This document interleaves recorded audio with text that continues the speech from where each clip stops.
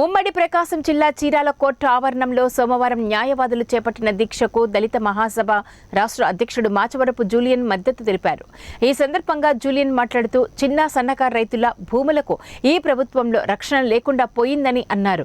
ఈ చట్టం వల్ల రాజకీయ నాయకులకు భూ కబ్జాదారులకు లబ్ధి చేకూరుతుందే కానీ సామాన్య ప్రజలకు కాదని అన్నారు. చిన్న సన్నకారు రైతుల భూములను భూ కబ్జాదారులు లాక్కొని కలెక్టరేట్లు, జాయింట్ కలెక్టర్ల సహకారంతో స్వాధీనం చేసుకునే ప్రయత్నమే ఈ చట్టం ముఖ్య ఉద్దేశమని అన్నారు. ఈ చట్టం వల్ల న్యాయవాదుల కంటే చిన్న సన్నకారు రైతులకే ఎక్కువ నష్టం వాటిల్లుతుందని అన్నారు. రైతుల సమస్యలు కోర్టు వరకు వెళ్లకుండా అడ్డుకునే ప్రయత్నమని అన్నారు. దీనిపై న్యాయవాదుల కన్నా రైతులే ఎక్కువగా స్పందించాల్సిన అవసరం ఎంతైనా ఉంది అని జూలియన్ ఈ సందర్భంగా పేర్కొన్నారు. కార్యక్రమంలో న్యాయవాదులు పాల్గొన్నారు. ఈ విధంగా రోడ్లపైకి వచ్చి నిరాదరణ చేస్తున్నాం. దీనికి ప్రజలు కూడా మద్దతిస్తూ, ప్రజా హక్కులు వాళ్ళందరూ మద్దతిస్తూ ఉన్నారు. ప్రతి పార్టీ మద్దతిస్తుంది.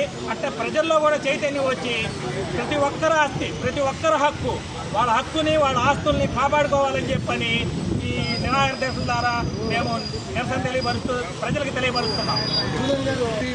చట్టం అనేది అది వాస్తవంగా చట్టాన్ని రద్దు చేయాలని చెప్పిన లాయర్లు మరి ఈరోజు 2 నెలల పైనుంచి కూడా నిరసన తెలియజేస్తున్నారు.